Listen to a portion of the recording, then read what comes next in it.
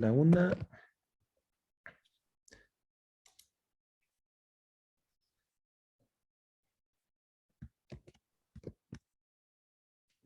Hola, ¿qué tal? Muy buenas tardes a todos de nueva cuenta. Em, Vamos a reanudar las actividades del día de hoy y como última actividad vamos a tener una ponencia del ingeniero Josu Mari Rodríguez Aldave Sabarain con el tema servicios de información para la gestión territorial. El, el ingeniero Josu es coordinador de proyectos para la gestión territorial, principalmente en Tabasco y Chiapas, en Centrogeo. Ha sido miembro de la red de expertos en indicadores de sostenibilidad y de la red de estadísticas sociales y ambientales de CEPAL. Colaborador del PNUMA en OPNUMA en indicadores ambientales del proceso geoglobal de América Latina y el Caribe. Desde el 2019, como para el grupo Expertos Senior de Estadísticas Ambientales para América Latina y el Caribe, CEPAL. Y también ha sido director general de Estadística Informática y Estadística e Información Ambiental de la Semarnat, representante de México frente a la OCDE para indicadores ambientales y responsable de los informes sobre el estado del medio ambiente, entre otros. Bueno, pues muchas gracias, Josu, por esta interesante ponencia que vamos a escuchar y te cedo la palabra. Muchas Adelante, gracias, gracias. Rodrigo. Buenas tardes a todos. Como ya dijo Rodrigo, mi nombre es Josu Rodríguez y les voy a platicar sobre servicios de información para la gestión territorial. En este momento voy a compartir mi pantalla. Espero que ya estén viendo un bonito río, que es el río Usumacinta, el que está decorando esta presentación. Quiero suponer que ya estamos andando todos bien y voy a continuar con la plática. Primero les agradezco a todos ustedes que hayan querido estar aquí en nuestro verano científico del Centro Geo. Nos da mucho gusto poder compartir las cosas que hacemos, que son muy diversas, aunque somos un centro público muy pequeño. Si somos el centro público de investigación quizá más pequeño de todo el sistema CONACYT, sí tenemos una diversidad de actividades más o menos amplia, y sobre todo porque no trabajamos solos, solemos trabajar en asociación con otros centros públicos de investigación y otras universidades. Y precisamente de eso se trata la plática que preparé para ustedes, que se llama Servicios de Información para la Gestión Territorial. Habría que pensar qué quiere decir eso. No es fácil de definir. Yo espero que en el transcurso de estos minutos que vamos a conversar o que yo les voy a charlar, tengan una idea de lo que se refiere. Pero principalmente en nuestro contexto de Centro Geo como centro público de investigación del sistema CONACYT, se refiere a los servicios que podemos proveer como centros públicos de investigación hacia necesidades de las políticas públicas en términos de su gestión territorial. Hay diferentes tipos de políticas públicas, unas tienen que ver con la gestión de los territorios. En esas, como nosotros somos de ciencias de la información geoespacial, es en este ámbito donde podemos trabajar. Una cuestión muy importante es entender que los servicios son a petición de parte, es decir, los servicios se ofrecen cuando hay una demanda de dichos servicios. Entonces se hacen a través de convenios, de acuerdos entre partes. Normalmente esos servicios los hemos hecho en nuestro caso, principalmente con el gobierno federal, con gobiernos estatales y municipales y con organizaciones internacionales.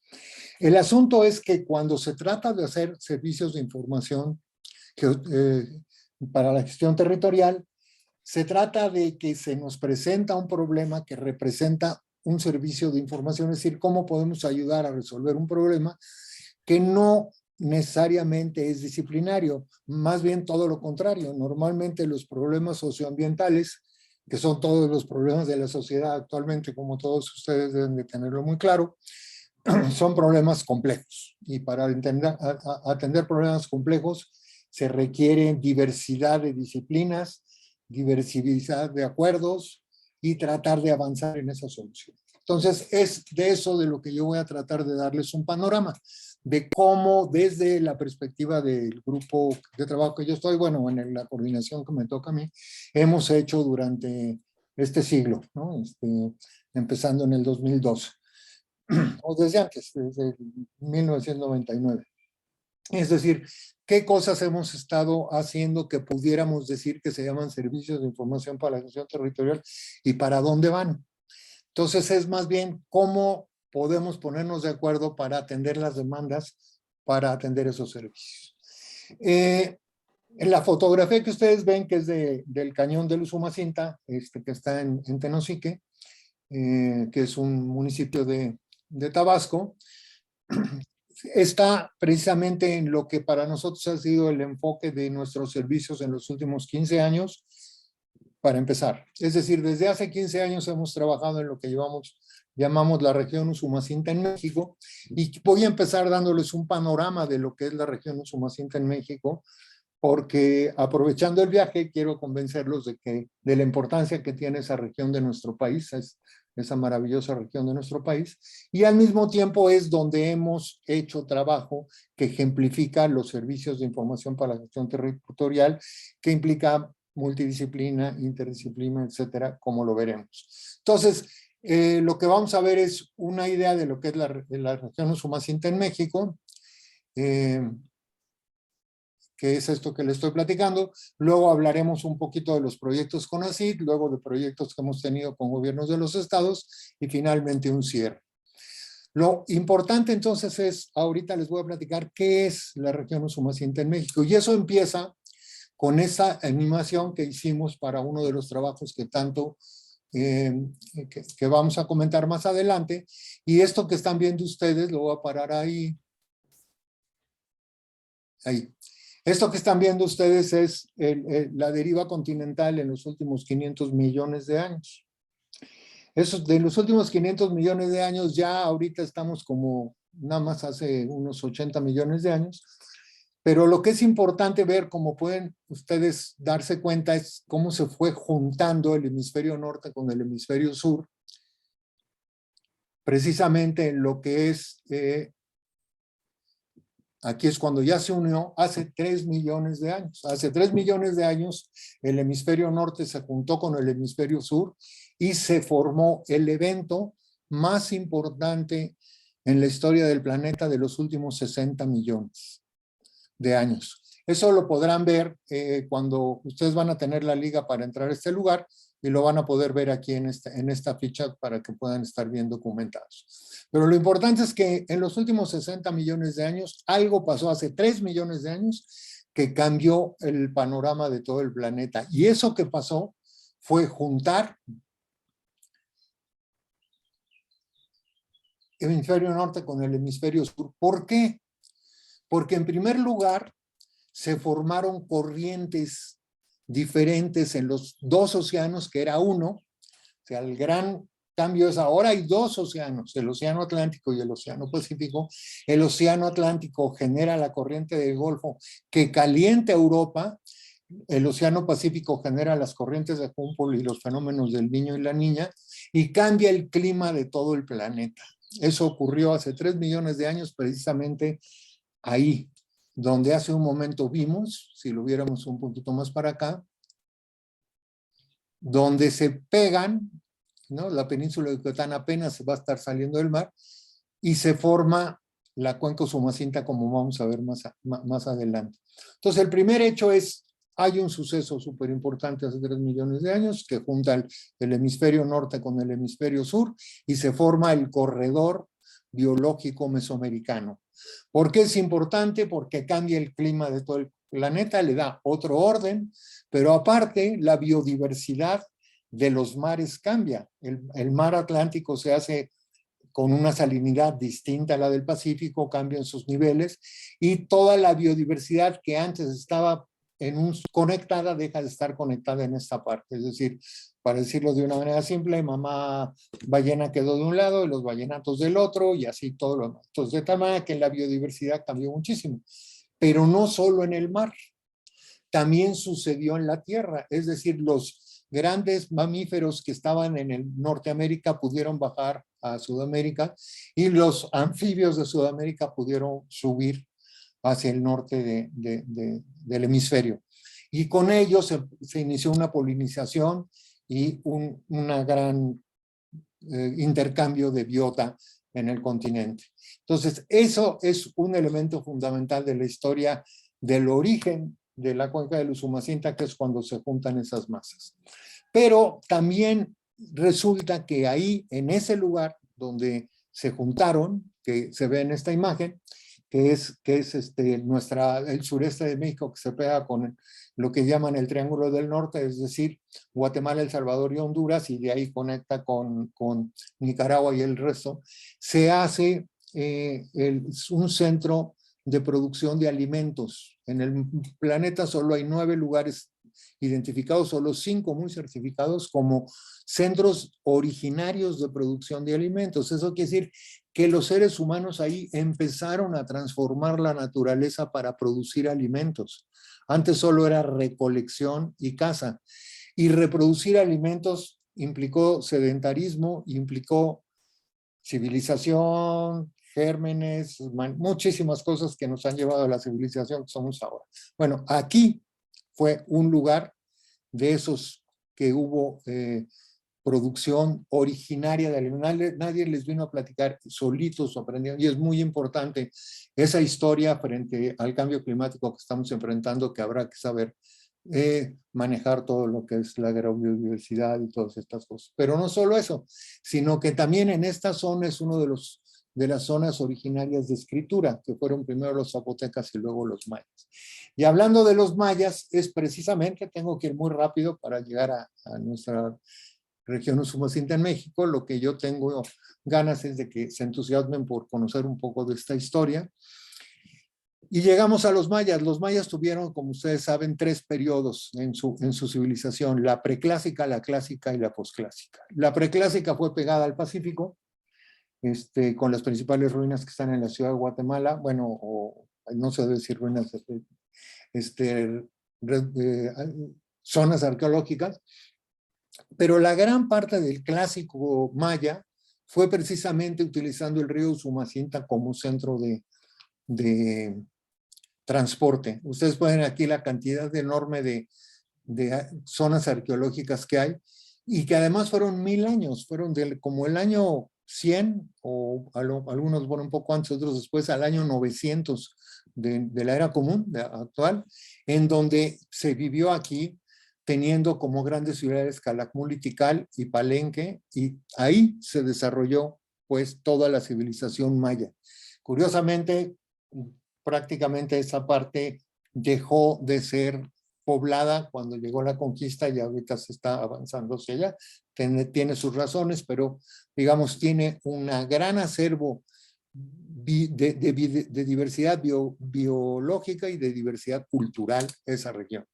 Ya hablando de la región Usumacinta, pueden ver aquí el nudo, digamos, como que vemos las 2 cuencas, que es la cuenca del Grijalva y la cuenca del Usumacinta, que es la que está del lado derecho, o sea, hacia el oriente. La del Grijalva, como ustedes pueden ver, estas manchototas, esta se llama la presa de Angostura, que ayuda a regular para la presa de la Angostura y para Chicoacén, y luego viene la de Malpaso, que también tiene su presa y Peñitas. Ahí se almacena el 43% o el 40% del agua que se almacena en este país y ha sido muy alterada, ¿no? O sea, aquí está Tuxtla, está Villahermosa, está San Cristóbal. En cambio, la parte del Usumacinta está mucho menos alterada por el ser humano, y como lo podemos ver más adelante, ¿no? Para poderlo ver, vamos a hablar primero de lo que es la región Usumacinta y de lo que es la cuenca Usumacinta, que son términos muy importantes para cuando uno hace política pública. Para la ciencia, el borde de la cuenca, el parteaguas, es fundamental porque es de donde escurre el agua y se pueden hacer todos los estudios hidrográficos para ver por dónde transcurre, qué riega, cómo se hace la gestión del agua, cómo se infiltra, cómo evapora, cómo transpira, etcétera, etcétera. Pero las unidades de manejo del ser humano son los países, los estados y los municipios. Entonces, se tienen que formar lo que se llaman sistemas socioecológicos. Aquí nosotros en Centro Geo tenemos en la agenda de investigación, que cuando tengan chance y se puedan meter a la página de Centro Geo verán, tenemos en la agenda de investigación un área que estudia dinámicas socioecológicas y otra área que estudia geopolítica y territorio, ambas herramientas fundamentales para todo el trabajo de servicios de información de gestión territorial que nosotros hacemos acá. Entonces aquí lo que tenemos que ver es que la región Usumacinta en México, que va alrededor del contorno verde, es diferente a la cuenca que va en el contorno como moradito, por esta diferencia que les digo. El municipio llega hasta acá, la gestión del territorio, la política, la economía se lleva por ese camino independientemente de por dónde esté el parteaguas. Esos son los problemas que tenemos que enfrentar. Y entonces cuando hablamos de la región Usumacinta en México, normalmente nos referimos a la que está delimitada por los municipios, pero también puede ser que sea la delimitada por el parteaguas y como ustedes ven la diferencia no es mucha en este caso. Ahora bien, en esta región Usumacinta en México, donde hemos estado trabajando estos 15 años, tenemos una parte, que esta es la parte norte, que son los pantanos, donde están principalmente los pantanos de Centla, en la parte baja del río, en la parte donde inicia la parte baja, que es todo esto que ven en amarillito, es pastizales. O sea, aquí lo que se hizo fue tirar la selva para poner ganadería y tener producción ganadera ahí, que no es un sitio de lo más adecuado para lo mismo, pero que así ha sido transformada. Luego está la parte de la selva lacandona, que pueden ver ustedes cómo está bastante conservada, que es selva alta perinifolia, o sea que está vivita y verde todo el año y llueve muchísimo por ahí. Y luego en la parte alta está el Valle Comiteco, esto que ven ustedes en rosita, es la cosecha, son la agricultura, y existe bosque templado y bosque mesófilo de montaña, o sea, la transición entre el bosque templado. Todo eso conforma lo que es la región Usumacinta. Aquí podemos ver las diferencias de altitudes que hay. Y en esta región Usumacinta, como les había comentado, que está bastante bien conservada, tiene 12 áreas naturales protegidas de diferente nivel. Esta área de la región Usumacinta en México son 3.5 millones de hectáreas, donde vive 1 millón de personas aproximadamente. La cuenca general del Usumacinta mide 7 millones de hectáreas, 7.7 millones de hectáreas. La mayoría, el 56%, está en Guatemala. Pero esta parte es la salida, digamos, del río. Para que tengan una idea del volumen, la cantidad de agua que nos llega a nosotros de Guatemala es 42 veces más que el agua que intercambiamos con Estados Unidos en la frontera norte. Entonces es un lugar muy biodiverso, donde hay mucha diversas culturas y que además, como se puede ver en este mapa, tiene pocas ciudades grandes. La más grande es Comitán con 130,000 personas, y luego están otras como Las Margaritas, Ocosingo, Palenque, que solo tiene 40,000, aunque es muy famosa. Esta Tenosique 33,000, Emiliano anda por 30,000 y Frontera que también es de ese orden. Es decir, este sitio, esta información que les estoy presentando a ustedes viene precisamente de los estudios que hemos hecho. Ha sido nuestra área de estudio. ¿Qué hemos hecho ahí? Lo que hemos hecho ahí se los presento en dos partes. La primera es, nada más voy a poner 6 ejemplos muy breves para que haya tiempo de conversar. Proyectos que son impulsados por CONACYT. Y aquí es importante que ustedes tengan una idea, todo investigador tiene que tener una idea del mundo en el que vive. Y el mundo en el que vivimos en los centros públicos de investigación, pues está conducido por CONACYT. Y CONACYT es nuestra ventana y por donde nos llegan los recursos, aunque son aprobados por la Cámara de Diputados, y es con ellos con los que tenemos que estar trabajando junto con los otros 26 centros públicos de investigación que son parte del sistema CONACYT y con las universidades y todo el que, con los que se pueda trabajar. Aquí señalo nada más 6 proyectos que vamos a ver muy brevemente, así muy panorámicamente. Insisto, esta página les voy a dar al final la liga para que puedan entrar y ver con calma todo lo que está en ella, para el que tenga interés en alguno u otro de los casos.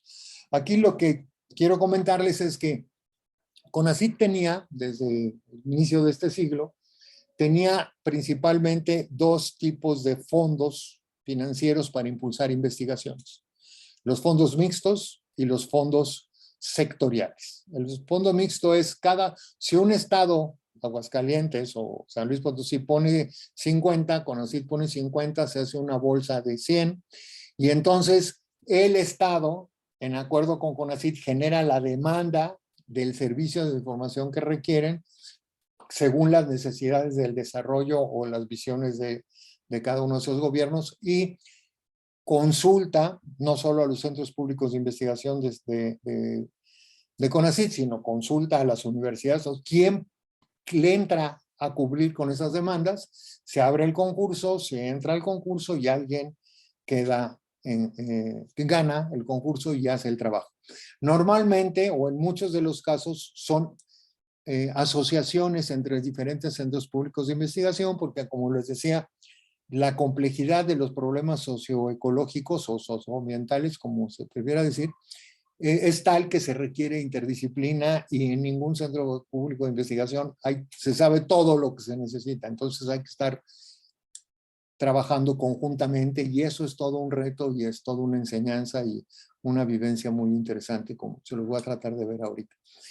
Entonces, esos eran los fondos mixtos y los fondos sectoriales es cuando una Secretaría de Estados, digamos Salud o la Semarnat, tiene un interés y pone una parte de su dinero, la CONACYT pone otra y hace el mismo concurso. Después se vio que eso era insuficiente porque se quedaba un hueco vacío que son las regiones, o sea, cuando es más de un estado o es más de un sector.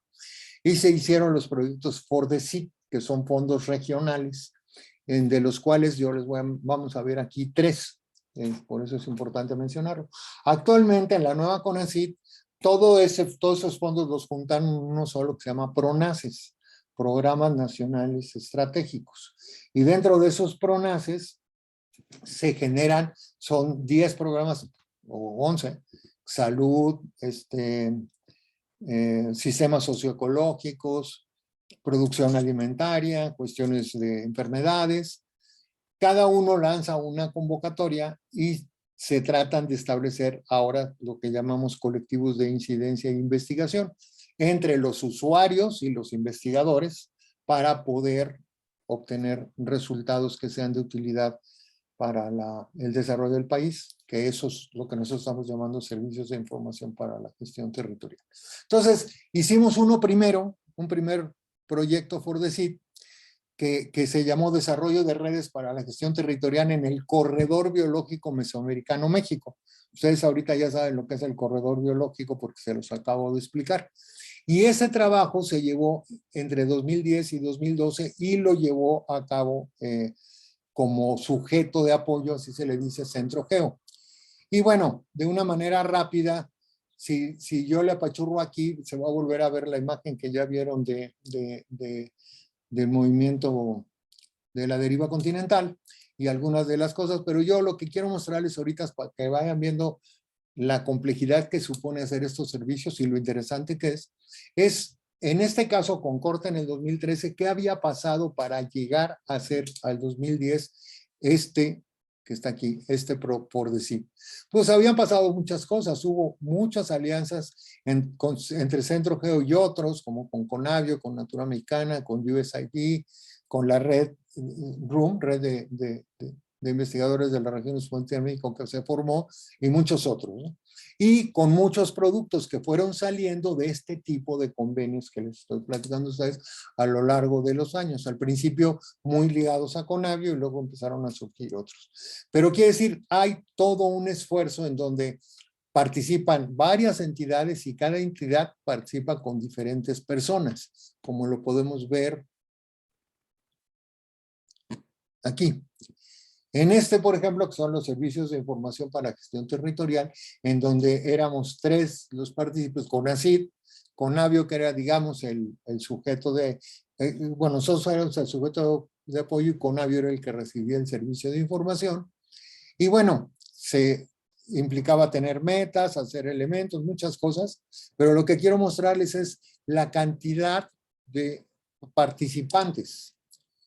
De Centro Geo 18 personas, de Conavio 1, de COSOR 1, del INE 1, de la UNAM 12, de UNICACH, son los investigadores y estudiantes que participaron. Por ejemplo, si vemos aquí están los nombres de los que participamos de Centro Geo, o voy a poner el caso de la UPM, para que vean la cantidad de estudiantes, 23 fueron, que se les becó para trabajar en este proyecto. Entonces, una característica muy importante de los, voy a ir borrando estos porque si no me hago bolas. Una característica muy importante de los proyectos es que como son de CONACYT, traen el componente académico. Entonces, se tiene que poner entre las entregables no solo la demanda, que es lo del Servicio de Información de la Gestión Territorial, que se nos pide el Estado o la entidad específica que lo solicita o el conjunto de entidades, sino que también se tienen que hacer publicaciones de artículos o formación de tesistas o becarios para que puedan terminar sus estudios, ya sea de licenciatura, de maestría o de doctorado. En el caso que estamos viendo hubo de todo. Y a manera de ejemplo de lo que sucedió como productos indicativos de los aportes que hicimos como Centro Geo, les señalo 2 que son como un poco los ejes de lo que hemos venido haciendo. Uno primero, que ustedes podrán consultar y descargar si es de su interés, que es la clasificación fisiográfica de la región de la Cuenca Usumacinta. Es un trabajo que tenemos 2 investigadores, que son Aristides Saavedra y Daniel López López, que desde entonces, bueno, en esta parte todavía no entraba Dani, pero en ese entonces, junto con Luis Castellanos, se hizo todo un trabajo. No lo vamos a ver ahorita porque sería cada uno de estos una presentación de muchas horas, pero bueno, a ver, quiero ver si hay alguna imagen aquí para que vean. Bueno, se tiene que hacer el mapa de la ubicación del área de estudio y con base en eso, pues, se hizo toda una primera clasificación que para entender la cuenca, como ustedes vieron en el mapa, se tiene que agarrar toda la península de Yucatán e irnos hasta el Pacífico, porque la geología, si no, no se entiende. Aunque nuestro sistema sea una partecita,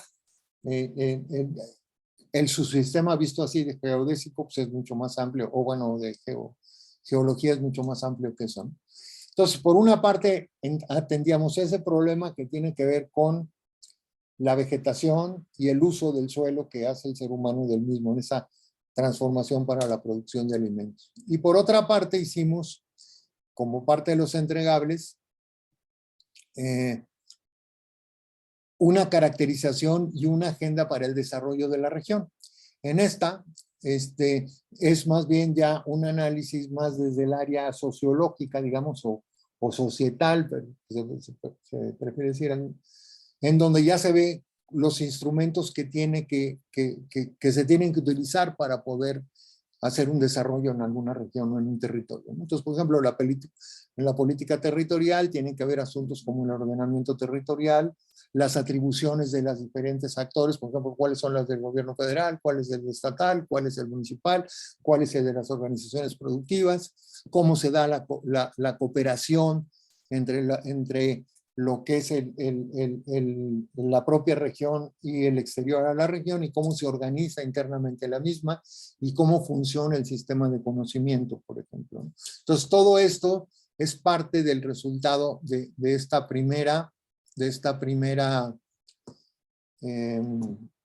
primer trabajo que se hizo. Luego hicimos, tengo que ir un poquito más rápido, luego hicimos un FOMIX, como ustedes lo pueden ver aquí, FOMIX, que quiere decir un fondo mixto. Este segundo fondo mixto no lo llevó Centro Geo, lo llevó el Centro de Cambio Global y Sustentabilidad del Sureste, en ese momento sí se llamaba, y nosotros colaboramos. Es decir, se va dando, así como vieron ustedes cuántos se juntaron aquí, para el proyecto FOMIX, porque son problemas ambientales complejos, se juntaron más de 80 investigadores y como ocho instituciones con la UNAM, la Universidad Autónoma de Nuevo León, que tenía gente allá, y se tienen que poner de acuerdo para responder unas preguntas o demandas, como les llaman, a mí me gusta mejor llamarles encomiendas, que con el conocimiento y con las habilidades de los investigadores de los centros, hay que ponerse de acuerdo para que nos ayuden a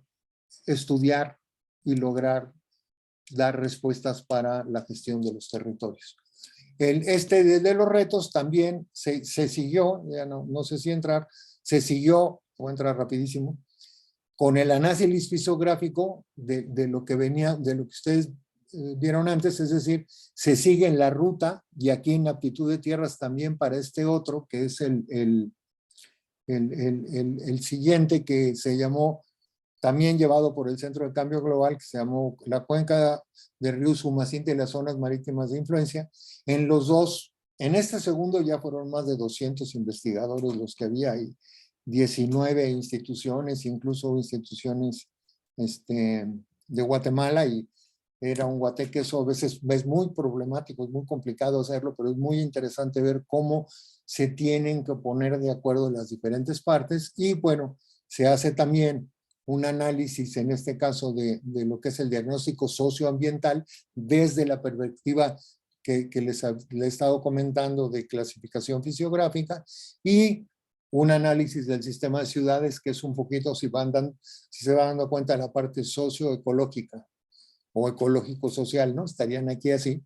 Ya casi para terminar estos ejemplos que estoy haciendo, hicimos ya, ese sí ya fue todavía más choncho, hicimos un FORDECID del 2017 al 2021, a finales, hasta el 2021 entregamos, que se llamó Región Transfronteriza México-Guatemala.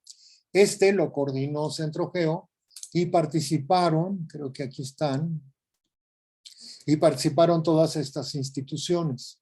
Para que se den una idea de la complejidad de este proyecto, en el que están todas esas instituciones de los centros públicos de información, o sea, aparte de Centrogeo, el Colegio de la Frontera Norte, el CIDE, el CIESAS, el Instituto Mora, ECOSUR, que es el Colegio de la Frontera Sur, Flaxo de Guatemala y la Universidad San Carlos de Guatemala.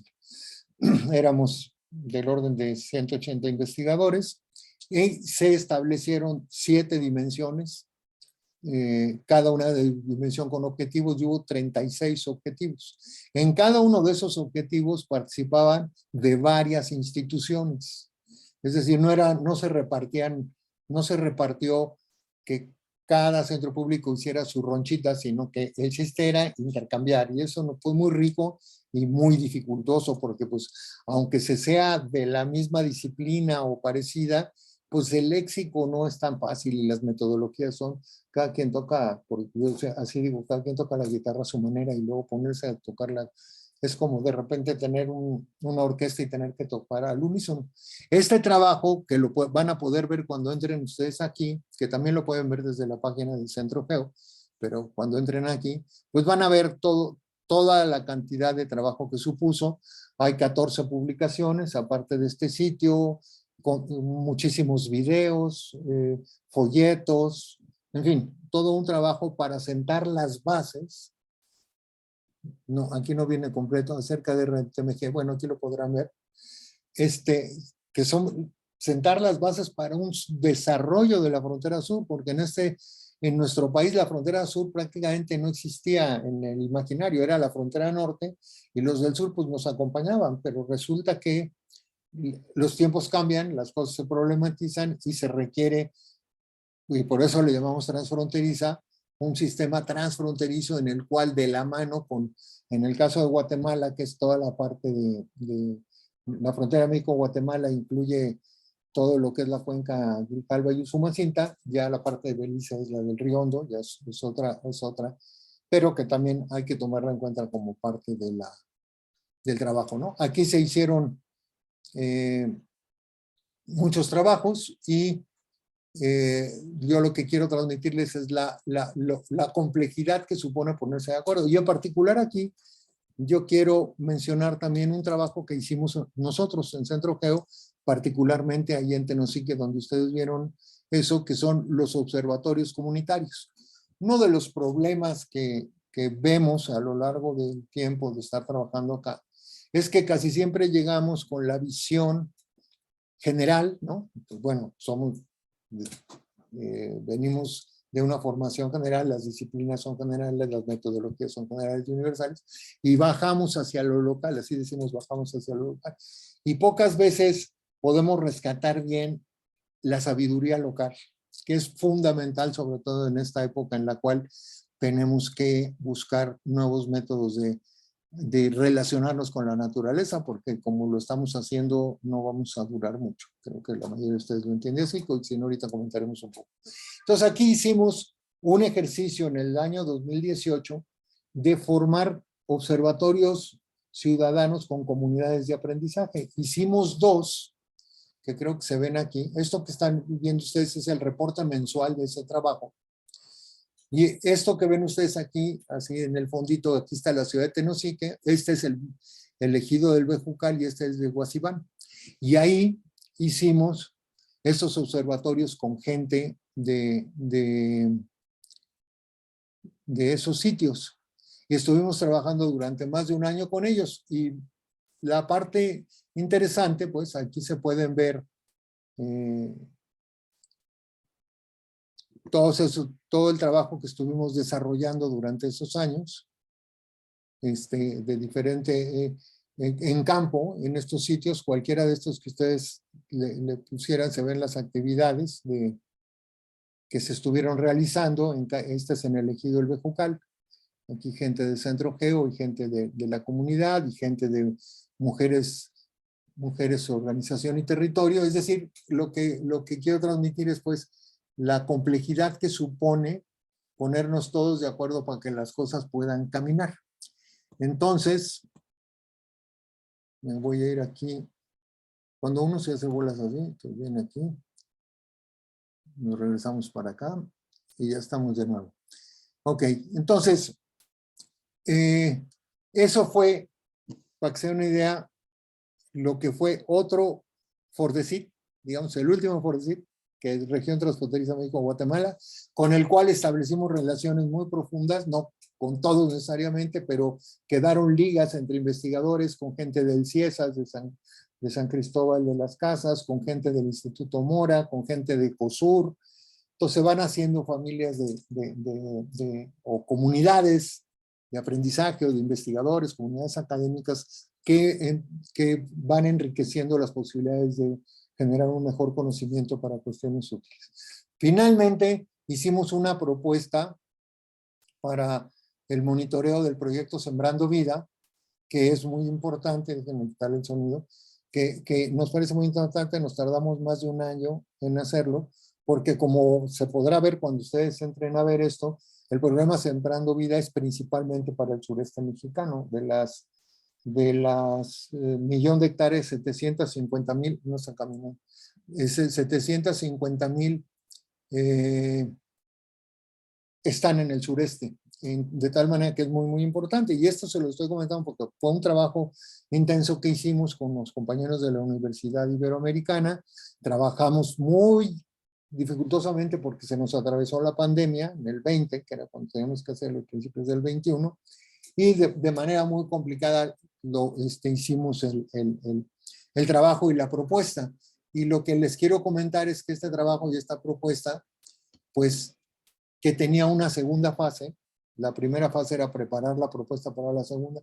En la segunda no fuimos requeridos, o sea, nuestro trabajo no dio con los parámetros que establecía CONACYT, pero ahí está y seguimos trabajando sobre él con gente que está haciendo su postdoctorado con nosotros y pensamos que es el programa, digamos, Sembrando Vida para los que llevamos todo ese tiempo allá, como ya ustedes han de sentir ahorita, pues es lo que veníamos haciendo con Conavio durante 10 años en grande y a nivel de gobierno federal.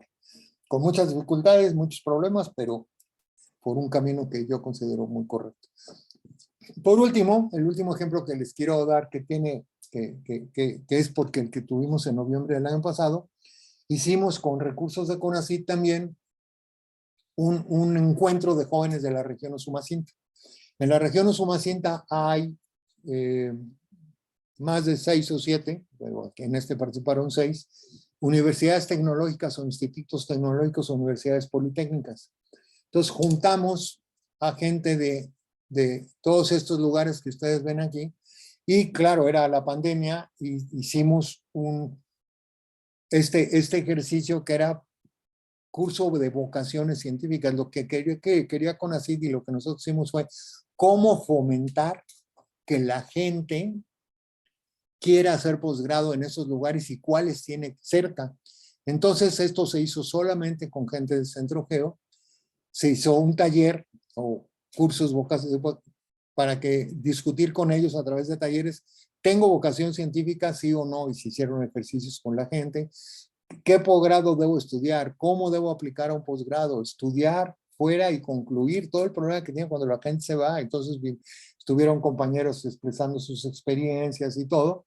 En general se registraron 1,008 personas. Me acuerdo muy bien porque habíamos puesto que la meta era 1,000 y fueron 1,008. Y aparte hicimos mesas de diálogo, 4 mesas de diálogo, que esta del cambio de época, que es un poco lo que le estaba diciendo yo ahorita. Si no entendemos que o dejamos de consumir petróleo como lo estamos haciendo, o no vamos a llegar muy lejos si no producimos alimentos de nuevas maneras, aprovechando todo lo que es la agroecología y la transición agroecológica, y dejamos de estar contaminando nuestros suelos con agroquímicos y con monocultivos extensísimos que deterioran los suelos y los hacen bastante inservibles. Si no empezamos a tener una economía circular y a dejar de extraerle cosas al planeta y estarlo contaminando, sino hacer que lo que ya sacamos lo estamos usando, no vamos a avanzar hacia la sustentabilidad. Ese era un poco el sentido del cambio de época del juego de roles, es qué papel juega cada uno. En fin, fue aquí, en este sitio ustedes van a entrar y pueden entrar a ver todos los videos, esos 8 videos, más aparte el video de foro de mujeres para que expresaran su condición como jóvenes, o también hablaron algunas doctoras sobre sus experiencias como mujeres científicas en este ambiente, ¿no? Con esto es, digamos, un panorama del tipo de proyectos que se hacen con CONACYT, o sea, que son ambiguos, ¿no? Es decir, por un lado, tenemos que responder a demandas de los gobiernos, menos el último caso, que ese no es ambiguo, eso es, hay que hacer vocaciones científicas, que la gente vea que sí puede y que sí puede tener opciones para seguir avanzando en sus estudios, ¿no? Sobre todo en esa región. Y por otro lado, lograr que la gente se titule, lograr que se haya artículos publicados, etcétera, ¿no? Pero hay otro tipo de proyectos que es el que voy a presentarles aquí, que son para los gobiernos de los estados. El gobierno de Chiapas y de Tabasco se pusieron de acuerdo en el 2014 y dijeron, nuestra frontera es un desastre, la frontera Tabasco-Chiapas. La pobreza es enorme y la devastación de los recursos nacionales es terrible. Y el diagnóstico es muy sencillo. Se pretendió que esa región fuera ganadera, cuando es una región netamente forestal, no hay suelos para buenos pastizales, no hay. Y se acumuló en ese círculo muchísima pobreza y muchísima devastación de los recursos naturales. De tal manera que ahora los chiapanecos y los tabasqueños dicen como en broma, el suelo de Chiapas acaba en Tabasco, porque no hay retención de suelos, todo se va por los ríos. Ahí, por ejemplo, en Teapa, que es una ciudad ya de Tabasco, todos los años hay el plan DN3 porque se inunda. Y en fin, es un lugar, para que se den una idea del tamaño de agua, la cantidad de agua que pasa por ahí, es del orden del 35% del escurrimiento nacional de agua se da entre la frontera de Chiapas con Tabasco, porque va de Chiapas para Tabasco. Las inundaciones de Tabasco vienen del cielo o vienen desde los altos de Chiapas, que es donde salen las cuencas de los ríos de la sierra que van derechito hacia allá. Es decir, había que hacer algo por retener suelos, por hacer una reconversión productiva y por buscar que la gente tuviera medios mejores de vida. Entonces, el primer año, que fue en el 2015, fuimos contratados, en acuerdo con los dos estados, contrataron a Centrogeo, y bueno, nosotros nos apoyamos en universidades locales y todo, pero se hicieron esta cantidad de documentos que ustedes van a poder revisar, o de cuestiones que tienen que ver con el trabajo que se hizo, ¿no? Desde, por ejemplo, tuvimos que hacer muchos talleres, que no tengo ahorita tiempo de platicárselos, con gente de todos lados, dividimos la región en cuatro, ¿no? Porque son grandes cuatro cuencas, la del Alto Grijalva, la de los Ríos de la Sierra, la del Tulijá y la del Usumacinta, y en cada una se visitaron 15 comunidades, sí, en total fueron 60, se hicieron transectos, en fin, se hizo mucho trabajo con el cual se lograron resultados del proyecto, que el que tenga interés aquí lo puede ver y podrá darse cuenta de lo que estamos hablando. Aquí, por ejemplo, se ven las cuencas que les digo, el Alto Grijalva, todas nacen aquí en los Cuchumachanes, que es Guatemala, y luego aquí la cuenca de los ríos de la sierra que van derechito aquí, aquí es donde está Villahermosa, y en fin, este es todo un estudio que a mí creo que nos quedó bastante bien, yo los invito a que lo vean. Y bueno, y hay, por ejemplo, el panorama económico municipal, lo hizo un doctor del CICH que se llama Federico. Disculpa, ya estamos a punto de consumir los 50 minutos, y hay unas dos preguntas Ok. por el momento. No sé si... Entonces, ¿me das 2 minutos y termino? Sí, está bien, gracias. Ok, entonces ya para terminar nada más, gracias por avisarme. Los referentes, ya no voy a entrar a ellos. Creo que lo importante es todo esto a dónde va. Todo esto va a que nosotros queremos influir, incidir en la política pública. Este primer caso es que logramos hacer que en el gobierno de Michoacán, ya sé que no tiene que ver con esto, pero es ese indicador, logramos hacer que se hiciera la regionalización del Estado, que desde el 2005 funciona para ese Estado, en donde están de acuerdo todas las entidades del propio Estado y algunas de la Federación. Ese fue un tipo de resultado. Otro tipo de resultado fue un libro que hicimos para CEPAL sobre cómo potenciar la relación, la resiliencia entre las ciudades del campo y las comunidades rurales.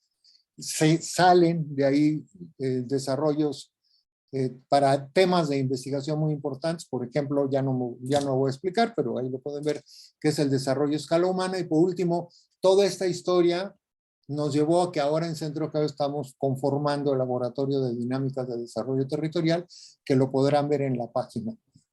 Perdón, me hubiera gustado platicar más, pero ya acabé, Rodrigo. Muchas gracias. Sí, hay dos preguntas por el momento. Bueno, primero que nada, muchas gracias por tu plática, muy, muy interesante y sobre todo muy inspiradora, ¿no? Son estos proyectos que, que pues realmente, pues sí logran hacer una incidencia real, ¿no? Bueno, desde mi perspectiva, sí, desde una óptica, pues bueno, como desconocida para muchos que somos casi 100% académicos y teóricos, aunque algunos digan que hacemos aplicaciones y no sé qué, pero bueno, esto es la incidencia real, ¿no? A donde tenemos que voltear a ver también. Y bueno, las preguntas, una de Adriana López es, ¿cuáles son los análisis de cooperación de los SSE que se han gestionado en el área? Que si ¿De los pueden qué? compartir SSE, sí, por favor que me diga de qué significa el acrónimo. SSC, ¿será sistemas socioecológicos? Yo creo que sí. Ujú. Entonces, ¿la pregunta cuál es? ¿Cuáles son los análisis de comparación de los sistemas socioecológicos? Suponiendo que eso es ¿De SSE. comparación? Cooperación, de cooperación. De Análisis de... cooperación, ya entendí eso, ya entendí la pregunta. ¿Contesto esta o de una vez me dices la otra? no, esta de una vez, sí, porque son Ok, diversas. Sí. el hacer la cooperación o el codiseño, pues es todavía más bien un anhelo que un logro. Es muy complicado, que tiene que ver con esto último que yo les iba a platicar de desarrollo a escala humana, o sea, cómo hacer que sea codiseño, cómo hacer que hagamos las cosas juntos. Para eso tenemos que tener un nivel de interdisciplina muy grande y un alto grado de humildad para poder llegar a hacer la transdisciplina, o sea, irnos más allá de la disciplina y recoger los planteamientos de la gente, no inducirlos, no, a mí esa palabra que si es que te entendí, compañera, esa palabra de que lo hagan suyo, pues eso no es cohacer.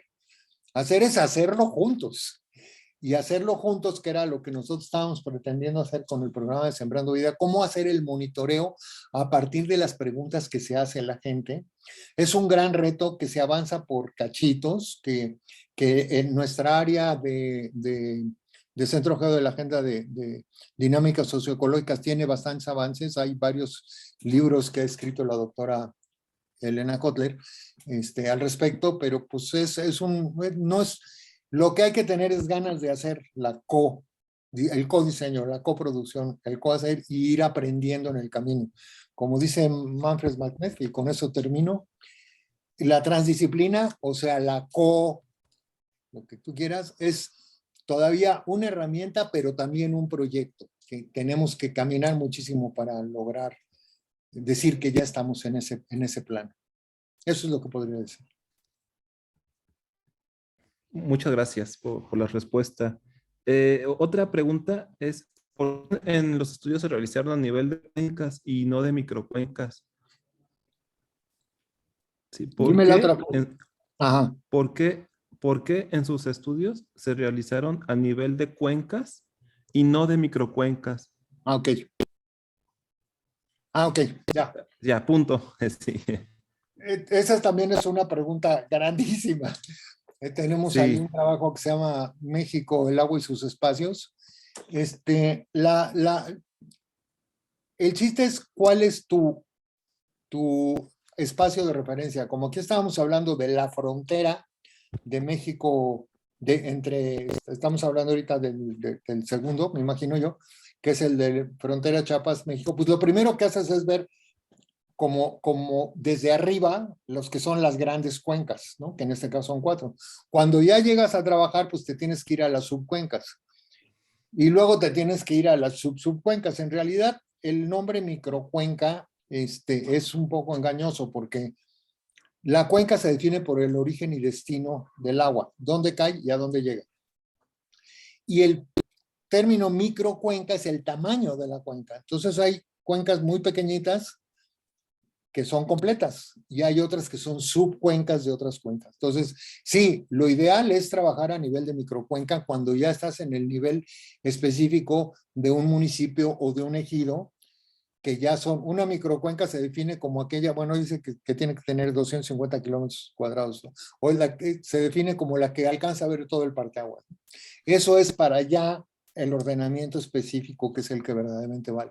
Para una visión general tienes que irte a generalidades y por eso en este caso tomamos la visión de cuenca, pero cuando vas a las subcuencas se ven las subcuencas de siguiente nivel y luego de siguiente nivel hasta donde se pueda. En la medida que se haga el trabajo de la primera pregunta, podremos empezarlo a hacer de abajo para arriba. Termino diciendo, se puede hacer manejo de cuenca cuando es micro y gestión del agua cuando son grandes. No se puede hacer manejo de cuenca grande, todavía no tenemos la capacidad organizativa para poder hacer eso, ¿no? Pero es todo un tema, qué buena pregunta, ojalá la pueda responder la propia compañera o el compañero Sí. que... Muchas gracias. Bueno, estamos ya sobre tiempo, pero hay otra pregunta de Venus Pérez que sobre qué recomendaría a los jóvenes que desean involucrarse en incidencia, consejos o materiales para explorar. Bueno,